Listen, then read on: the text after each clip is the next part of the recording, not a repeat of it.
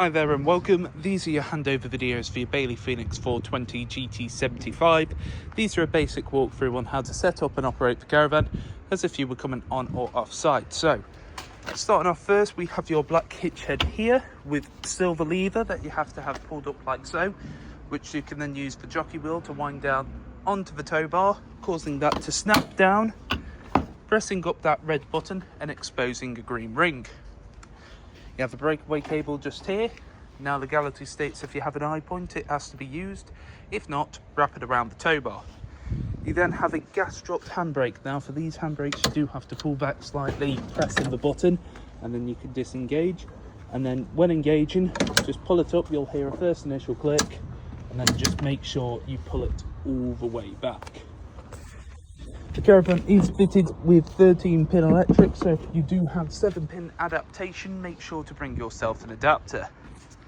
You then have your jockey wheel. As it is a Bailey, the jockey wheel sits on the outside of the A-frame.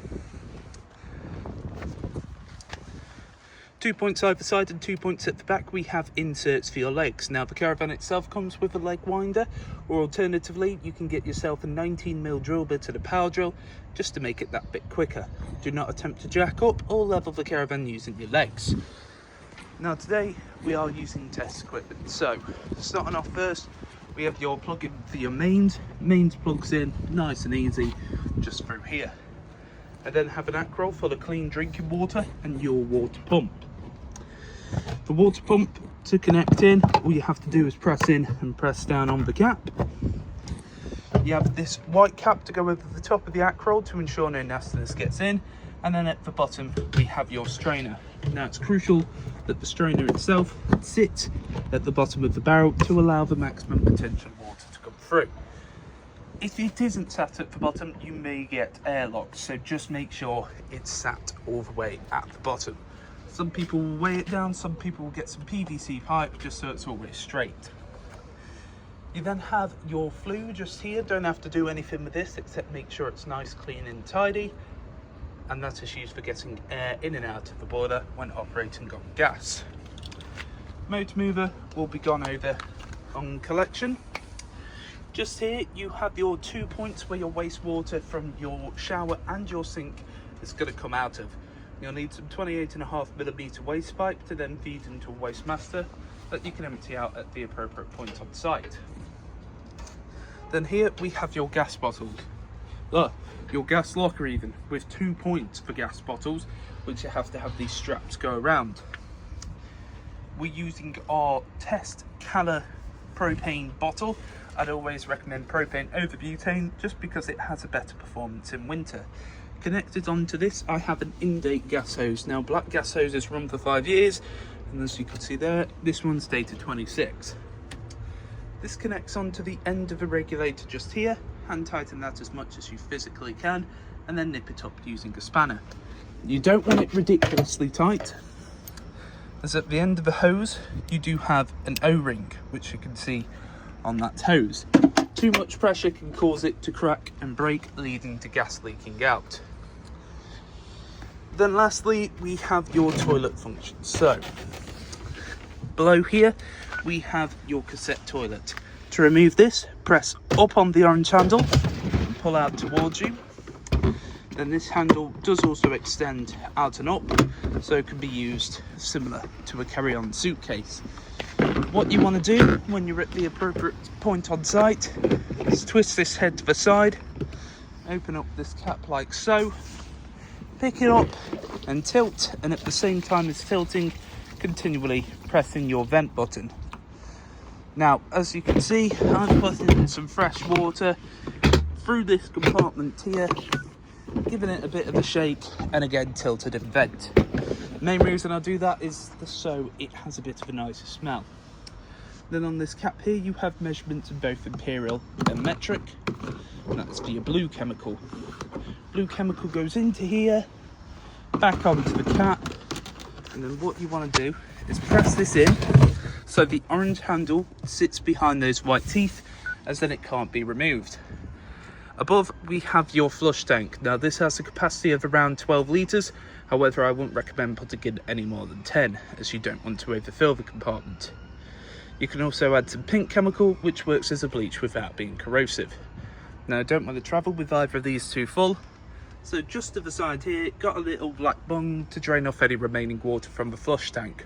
The caravan itself will be fully drained off before you take it. Then underneath your right hand side seat, you have your boiler just here, so I won't recommend storing anything on this side. Then connecting to the boiler, you have these white tubes and then this yellow drain valve. Facing in the position as it is now, that is allowing the flow of water to come through. However, when you collect the caravan, it will be facing in the upright position, which is drain mode. Have that up permanently November to March unless you're actively using the caravan, and any time you come off site, drain it off as well. As this is a Bailey, the battery is situated in the floor, which is right at the front just here. Now, when it comes to connecting it, with the terminals, you'll either need a 12 or 13mm spanner. They do vary dependent on the model. And then underneath your left hand side seat, you have the box for your motor mover, which is the equivalent of a brain box. And then you have all of your trips and fuses. All your trips in the upright position and all your fuses in the correct position. Then here we have your cassette toilet, which is bog simple. Open up the lid, press in the button on the side, and you can hear that motor. That motor is what will push around any water inside the system. And to remove the waste, press away on the handle, opens up the cassette, pull it back towards you to be able to shut it up, and when the cassette is full, there'll be a red light on there telling you to empty. Then here we have your main control panel. So you have your main on and off button just here. You then have internal lights, and then you just have to use your represented switches that are across the caravan. You then have awning lights, so I pressed that in, might have just turned that off. Nope, that is now on. You have the amount of charge inside the battery. Now, as I'm plugged into mains, that is going to show the amount from the mains. It's not going to show the amount from solely the battery. That button there is a redundant button. They use the same panel on motorhomes. Then you have your pump button. Now I've pressed in the pump button, and what is happening is you can see it has that green bar on. What that is representative of is that water is being pulled through from the acroll to the boiler and is currently being pressurized. So what we'll do, we will show you the Truma control panel whilst we are waiting for that to pressurize. So your Truma control panel, you have this dial here, which is also a button to press in, and then you have a back button just here. As you can see, the screen is currently green, meaning that it's not being interacted with. So it says the time is currently 5 minutes past midnight, which it isn't. That is just how long I've had it on. And then you can also see this little bit there to show you that mains is currently on. Press in on the dial and you'll come to this screen. So first up, we have the motorhome in the with the thermometer in it. They use this for both motorhomes and caravans. Press in, and this is for the internal temperature. So it starts at 5 degrees, and you can also see when I go onto the heating, a flame emerges on the top. And it goes all the way up to a maximum of 30. Now, if it's a nice day like today, it will take around about an hour, maybe an hour and a half to get to temperature. However, if it is miserable, you obviously have to attribute that. Next, we have the thermometer in the water. So this is for the water temperature. So it's either off, eco, which will get the water temperature to around about 40 degrees, hot, which will get it to about 60, or boost. Now what boost does, it prioritizes heating the water over heating the actual caravan for about 30 minutes. After those 30 minutes, it will then drop it back down to eco. And again, you can see whatever I want to select, it goes on the top, and when I want to select it, I press in on the button. Next, we have energy source. So we can either use strictly gas, a mixture of gas and 1 kilowatt, mixture of gas and 2 kilowatt, strictly electric with 1 kilowatt, or strictly electric with 2 kilowatts. And again, represented on the bit on the top. Then we have your fan speed. So it's either eco, high, or boost. Now, eco is nice and steady.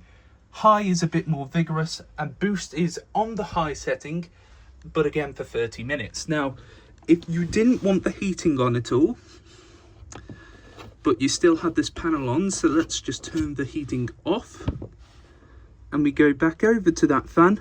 You have off or vent. Now what vent does, it circulates the air across the caravan. So you'd have your windows open, and it would now allow some nice fresh air to come in. But that's only when the heating is off. You then have a timer where you input the start and stop time for when you'd like the heating and hot water to come on. You then have your time where you select first hours, then minutes. And then you have some additional settings. So offset, temperature, brightness, 12 or 24 hour clock, language, index or reset. Not going to go through that today. You can have a look inside your book pack to see what they represent. Then when you don't want the heating or the hot water on at all, press and hold in on this button. It will then turn off its panel, so it is now completely off. So there's no text on the front, and it is green. When you want to turn it back on, you do the exact same. Then as you can see here, we are getting a nice steady stream with the water. This is what you're looking for. So my recommendation is to wait about 2 minutes after you've pressed the pump button to allow it to pull through, and then open up your taps on both hot and cold, and you're looking for this nice steady continuous stream.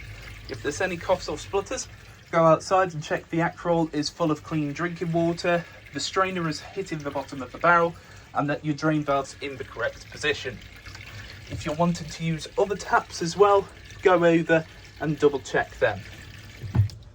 Then here we have your hob grill and oven. So all of this operates on gas.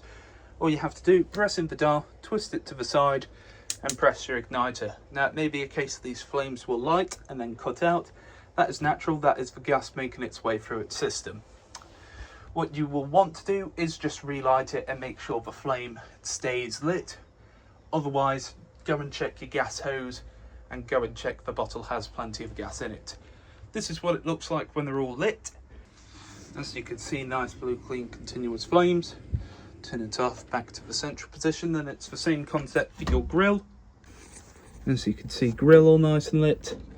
And finally, your oven. So let me see if I can do this with one hand.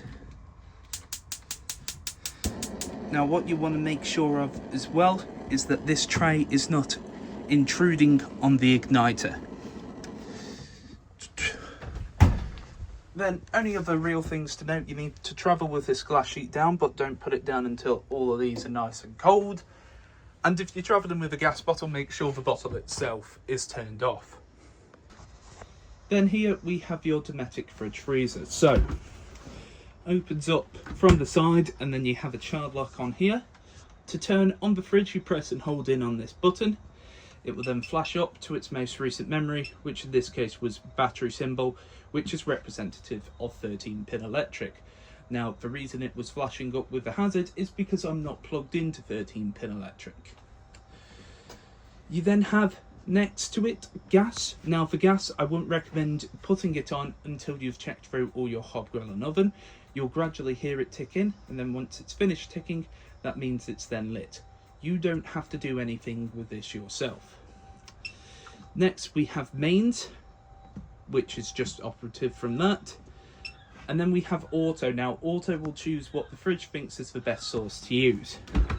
When the fridge is on, you can see there are some faint lights, and then we have the amount of power in the fridge. So it starts at 5, 3, 4, 5. 5 being the most powerful, so it's going to chill it the quickest, and that is used using that thermometer button. Then to turn this off, press and hold in on this button, turns itself off, and the fridge does take around 4 hours to fully chill.